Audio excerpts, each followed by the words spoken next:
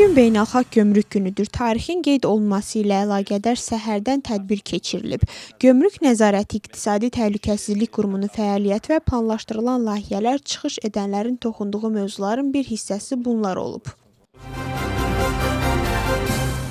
Qiymətlərin tənzimlənməsi məsələsi ilə bağlı növbəti görüş keçirilib. Bu dəfə hökumətin əlaqələndirilmə komissiyası istehsalçılarla görüşür. Ərzaqla yanaşı hökumət komissiyası dərman və yanacaq bazarını da araşdırmağı planlaşdırır.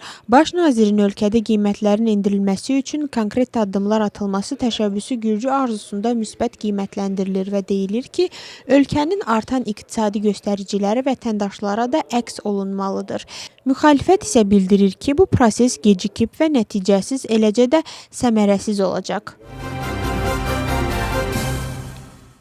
Siyasi debatların keçirilməsi ilə bağlı Gürcü arzusu mediadan konkret təklif gözləyir. Onların bəyanatına görə bütün maraqlı tərəflərlə məsləhətləşmələrə və müzakirələrə hazırdırlar. Hakim komandada bildirirlər ki, təxminən 2 həftə ərzində debatların ilk formatı formalaşmalı və keçirilməlidir. Paralel olaraq parlament çoxluğu müxalifəti qütbləşmə və nifrət dili yaymağı da ittiham edir və bildirir ki, bu cür formatlar mövcud vəziyyəti yumşaldacaq. Müxalifət isə bu ittihamları rədd edir. Onların bir hissəsi debatlara hazır olduğunu bildirir. Bir hissəsi isə müzakirələr üçün ultimatumlar irəli sürür. Bunların arasında məhbusların azad edilməsi də var. Gürcü arzusu tərəfindən fərqli fikrin getdikcə daha çox boğulması adlı mövzu ilə bağlı Helsinki Komissiyası ölkəmizdəki vəziyyətə dair xüsusi brifing keçirəcək. Məlumat komissiyanın veb saytında yerləşdirilib. Brifing 28 yanvarda Tbilisi vaxtı ilə 23:00-da keçiriləcək.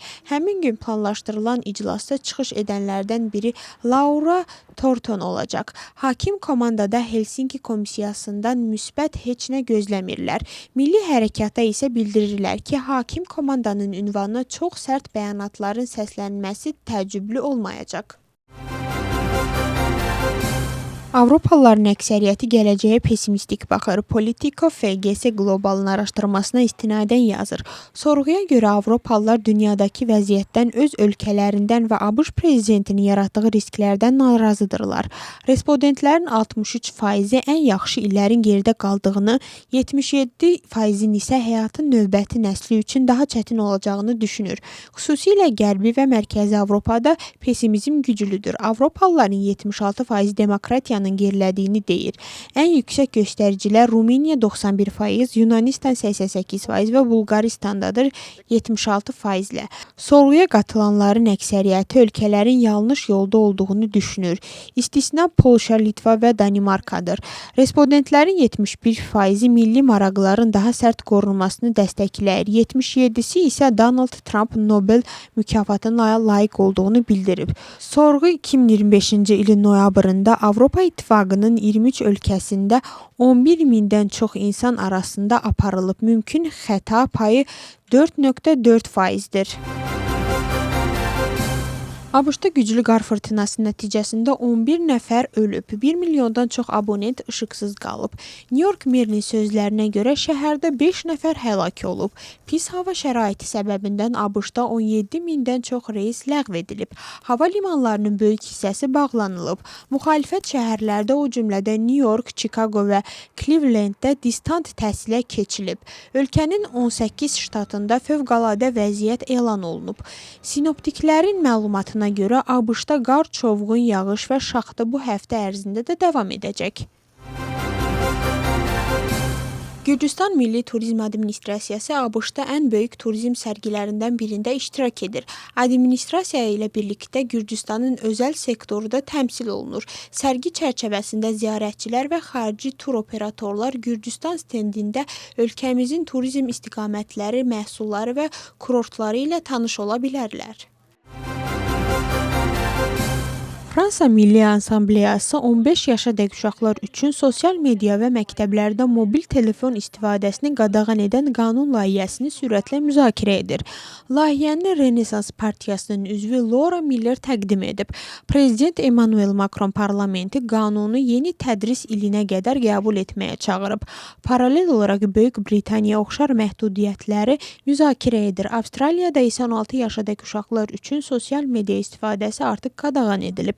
Reuters yazır ki, dünya üzrə tənzimləyicilər uşaqların sosial mediadan istifadəsinin risklərini və ekran vaxtının onların inkişafına təsirini araşdırırlar. Kanada Çinlə azad ticarət sazişi imzalamaq niyyətində deyil. Ölkənin baş naziri bildirib ki, bu ABŞ, Meksika, Kanada üç tərəfli sazişi çərçivəsində götürülmüş öhdəliklərə ziddir. Onun sözlərinə görə Çinlə əvvəlki razılaşmalar yalnız Pekin və Ottawa arasında problemli ticarət məsələlərini tənzimləyirdi.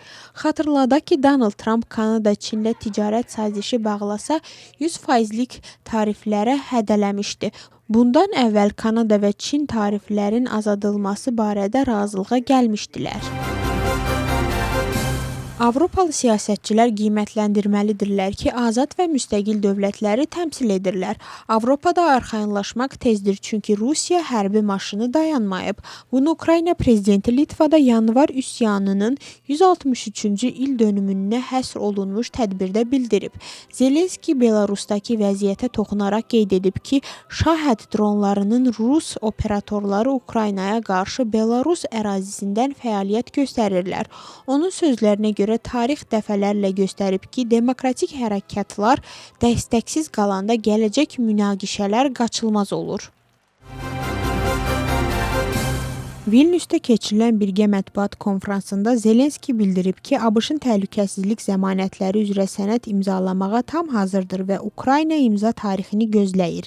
Sənəd sonradan ABŞ Konqresi və Ukraynanın Ali Radası tərəfindən ratifikasiya olunmalıdır. Zelenski qeyd edib ki, Ukrayna 2026-cı ilin ilk yarısında Avropa İttifaqına üzvlük üzrə bütün klasterləri açmağa, 2027-ci ildə isə texniki baxımdan üzvlüyə hazır olacaq. Ərazi məsələsində mövqeyinin dəyişmədiyini vurğulayıb. Litva prezidenti Ukraynanın Avropa İttifaqına üzvlüyünü 2030-a qədər dəstəklədiyini, Polşa prezidenti isə Ukraynanın qərbə inteqrasiya yolunda olduğunu, lakin konkret tarix demədiyini bildirib. Serbiya prezidenti Aleksandr Vučić bildirib ki, müharibənin bitməsi planının bir hissəsi kimi Ukraynanın 2027-ci ildən Avropa İttifaqına üzvlüyü nəzərdə tutulur. Onun sözlərinə görə Avropa ölkələri bu məqsədlə sadələşdirilmiş qəbul prosedurunu müzakirə edir, lakin bəzi üzv dövlətlər buna qarşıdır. Vučić qeyd edib ki, Polşa, Çexiya, Macaristan və Slovakiya bu planı dəstəkləmir.